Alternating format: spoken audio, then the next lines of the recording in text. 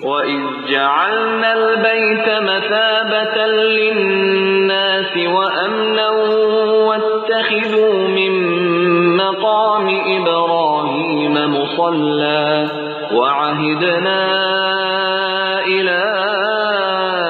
إِبْرَاهِيمَ وَإِسْمَاعِيلَ أَن طَهِّرَا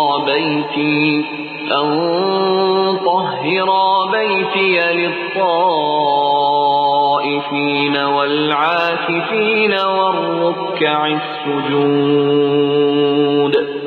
اور ہم نے اس گھر کعبے کو لوگوں کے لیے مرکز اور امن کی جگہ قرار دیا تھا، اور لوگوں کو حکم دیا تھا کہ ابراہیم جہاں عبادت کے لیے کھڑا ہوتا ہے اس مقام کو مستقل جائے نماز بنا لو، اور ابراہیم اور اسماعیل کو تاکید کی تھی کہ میرے اس گھر کو طواف اور اعتکاف اور رکوع اور سجدہ کرنے والوں کے لیے پاک رکھو۔